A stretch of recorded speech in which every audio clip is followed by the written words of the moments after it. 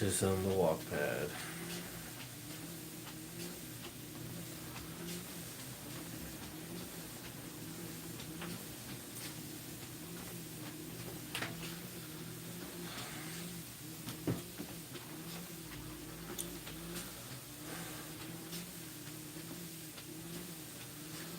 Interesting weed.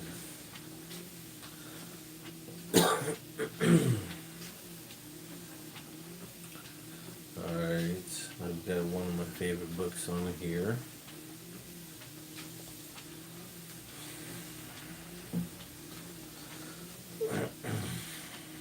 Huh. Where is it? Here it is.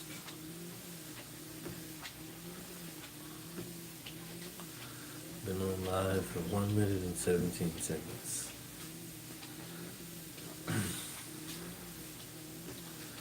This is the author's note, Law and Economics. I totally intend on studying this book. And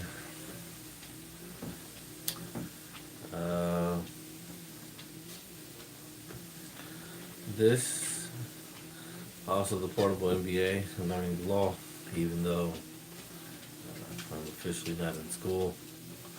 I believe that I should continue learning. And as a country, I think we should continue learning. Alright. Author's Note, Law and Economics, PDF 6th edition by Robert Cooter and Thomas Ullin. This is the PDF version of the latest 6th edition of Law and Economics by Cooter and Ullin. The ownership of this book has reverted from the publisher to its authors. So we are posting it online for everyone freely to read or use as a textbook. After more than 30 years as the field's leading textbook, it continues to cover the latest developments in the economic analysis of property, torts, contracts, legal process, and crimes.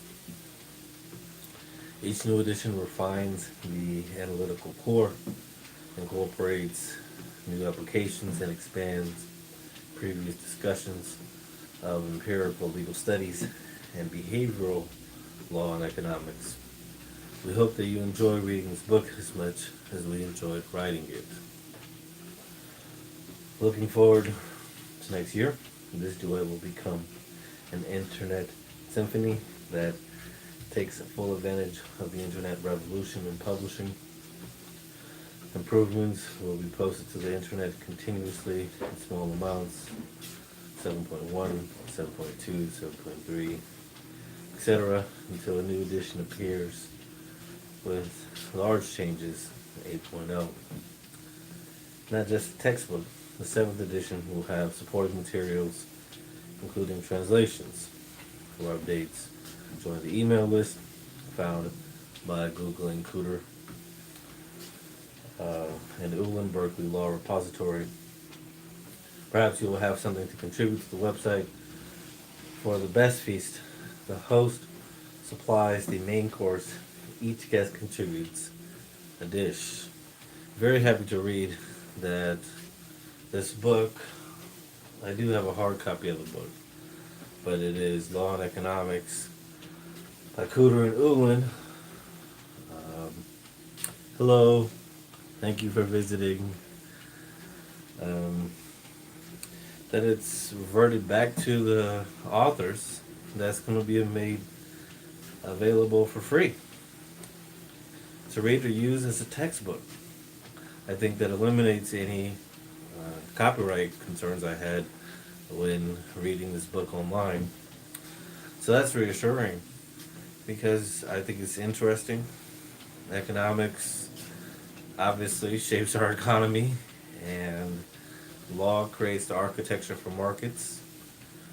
I learned recently, well, not so recently, but approximately in 2008, a woman in the South, I forget which state, but she attempted to sell her granddaughter for like $2,000 in a car. And I believe it was Louisiana. But she was essentially arrested, and from what I recall, had to be let go because there were no laws on the books prohibiting the sale of people. Obviously, in 2009, they corrected that. But I think that's interesting. Anyway, thank you, folks, for tuning in and seeing me on my walk pad while I do my little nerdy thing, as some people may call it. I do want to check the hard copy of this book of Law and Economics to see if, in fact, it has the same author's note. And I wonder if the PDF version is the exact same version uh, with the hard text. That's going to be a good question. This is absolutely fascinating to me as an economics major. Maybe someday in the future I'll be able to go to law school. I am going to thoroughly enjoy reading law and economics. And I'm grateful that the authors, who, or at least one of them, is at least a UC Berkeley professor, put this and made this book available freely for all people to use. So if they're willing to put in the time and energy, then they're going to be able to gain something about the interconnection of law and economics. Now, this book argues that economists should study law and lawyers should study economics. And I think that's reasonable. In fact, this section reads here, why should lawyers study economics? And why should economists study law? The economic analysis of law unites two great fields and facilitates understanding of each of them. You probably think of laws as promoting justice. Indeed, many people can think in no other way. Economics conceives of laws as incentives for changing behavior, implicit prices, and as instruments for policy objectives, efficiency and distribution. However, economic analysis often takes for granted such legal institutions as property and contract, which dramatically affect the economy. I've read this section already, and it's part of my YouTube videos. Thus, differences in laws cause capital markets to be organized differently in Japan, Germany, and the United States. Failures in financial laws and contracting contributed to the banking collapse in 2008 in the United States and the subsequent recession, which was less severe in Japan and Germany. Also, the absence of secure property and reliable contracts paralyzes the economies of some poor nations. Improving the effectiveness of law in poor countries is important to their economic development. Law needs economics to understand its behavioral consequences, and economics needs law to understand the underpinnings of markets. I think in the United States, we take for granted that we have relatively consistent legal architecture. And now it's fair that not everybody plays by the same rules, but by and large, we have a system that generally works. And in my economics degree, I got a specialization in poverty and inequality. And I learned that in some developing countries, laws are hard to enforce. And that inhibits the development of the economy. And obviously that was just stated here in the section that I just read. I want to thank everybody who tuned in. Um, so appreciate your time and energy. I like this stuff. I think it's important.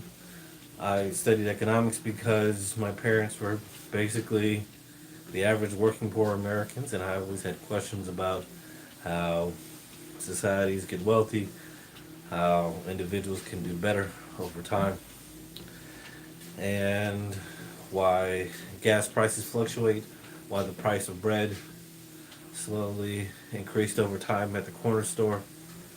So I feel that economics fit decently well. But on the way to pursuing the economics degree, I also received an associate's with honors in social and behavioral science because I had an innate understanding that how people think, act, and behave influences their outcomes. One of the first books I read on the economic history of the United States said that if you want to become a good economist, you've got to study political science, social science, and psychology. Because economics deals with human behavior, particularly decision making behavior. And I thought that hit the nail on the head. Choices we make have consequences, and those choices have outcomes. Now, they can either help the possibility of creating a better quality of life or more accumulation of resources or not. Anyway, thank you for your time. I've been on my walk pad for like 12 minutes now. Well, 12 minutes on live. Appreciate you. May God bless you. May God bless the United States of America.